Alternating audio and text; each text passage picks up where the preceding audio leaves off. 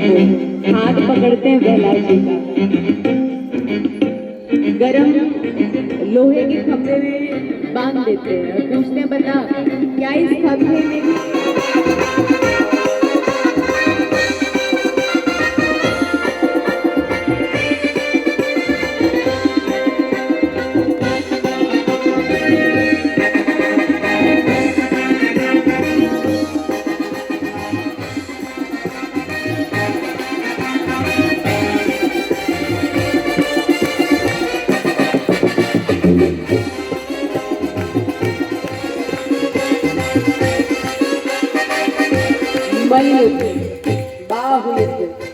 युद्ध हो रहा है। युद्ध करते करते नरसिंह भगवान उठाते हिरण्यकश्यपु को, उठाओ प्रभु, और उठा करके हिरण्यकश्यपु को नरसिंह भगवान अपनी जंघा के ऊपर लिटा लेते हैं और कहते हैं कि अब मैं तुझे मारूंगा, अब तू मेरे हाथों से बच नहीं सकता, अब मारूंगा मैं तुझे।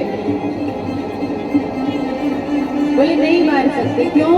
वरदान मिला है ऊपर मरूना नीचे। बोले ये ना ऊपर है ना नीचे है, ये दहलीज के ऊपर मैं बैठा हूँ और मेरे ऊपर मेरी गोदी के ऊपर ना ऊपर है ना नीचे। बोले वरदान मिला है अंदर मरूना बाहर, ये अंदर भी नहीं है और बाहर भी नहीं है, ये तेरे अंतःपुर के कक्ष के दहलीज का हिस्सा है, ये ना अंदर आता है ना बाहर आता है। बोले वरदान मिला है, क्या वरदान? बोले ब्रह्मा जी के बनाए हुए किसी भी जीव से मेरी मृत्यु ना हो। बोले मूर्ख, ब्रह्मा हमें नहीं बनाते। बोले वरदान मिला है दिन में मरूना रात में, ये शाम की बेला है, गोधूली बेला है और अब तू मरेगा। बोले और वरदान मिला है, क्या वरदान मिला बता जल्दी। बोले वरदान मिला है कि आपके बनाए हुए 12 महीनों में किसी भी महीने में मेरी मृत्यु ना हो, इसीलिए तो बनाया है। मल मास जिसे कहते हैं, पुरुषोत्तम मास जिसे कहते हैं, अब तू मरेगा। बोले और वरदान मिला, रुको प्रभु बाद में मारना। बोले क्या वरदान? बोले ब्रह्मा जी के बनाए हुए किसी अस्त्र से और ना ही किसी शस्त्र से ही मेरी मृत्यु हो। तुझे मारने के लिए अस्त्र की शस्त्र की आवश्यकता नहीं है, नाखूनों से तेरे पेट को फाड़ूंगा, रक्त का पान करूंगा। अन्य जितने भी वरदान थे सब प्रभु ने, हिरण्यकश्यपु ने नरसिंह भगवान को गिनाए और नरसिंह भगवान ने ध्वजा उठा करके पेट फाड़ा और हिरण्यकश्यपु का उद्धार कर दिया। बोले नरसिंहनाथ भगवान की। और इस प्रकार से प्रभु ने हिरण्यकश्यप का उद्धार किया।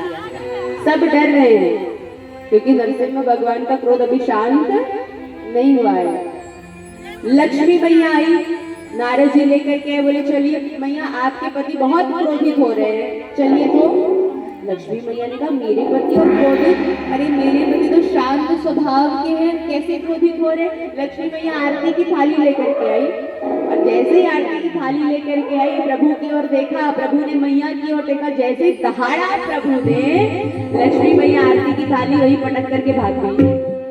बोले ना जाने कैसे कैसे को मेरा पति बना देते हैं ये देवता।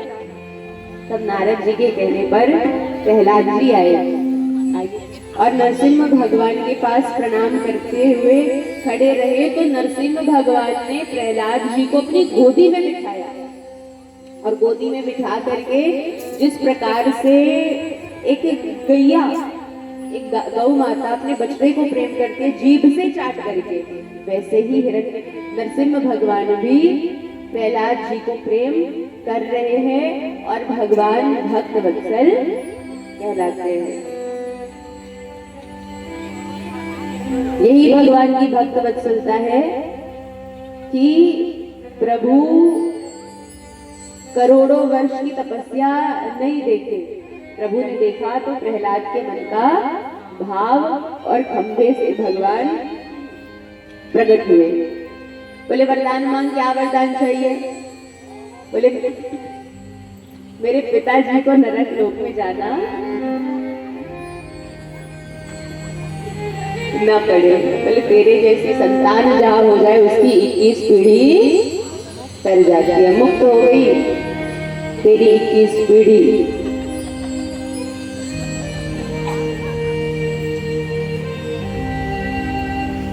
प्रहलाद जी सुंदर स्तुति गान करते हैं और कहते हैं ब्रह्मादयः सुरगणा मुनयो सिद्धा सरनाभिजनरूप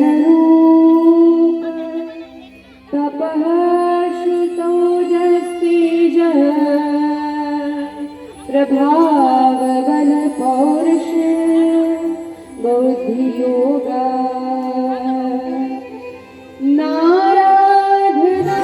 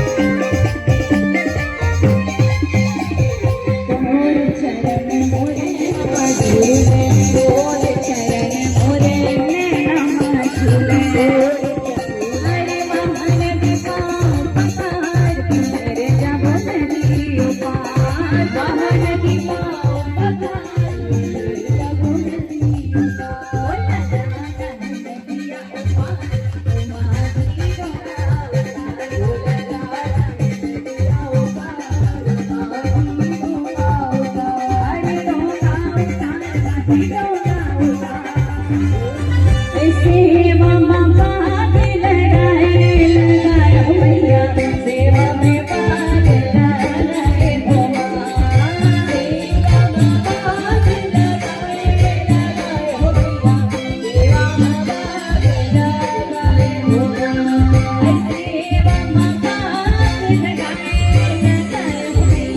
सेवा में भाग लगाए हो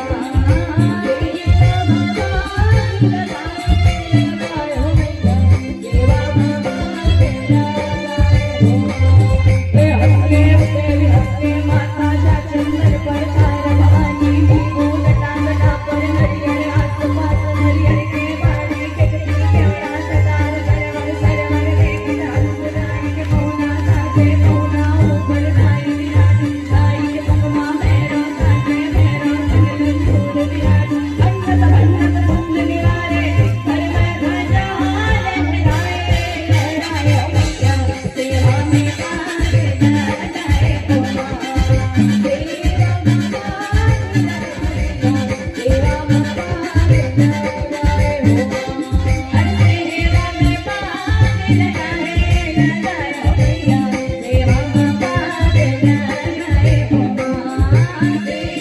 लगाए हो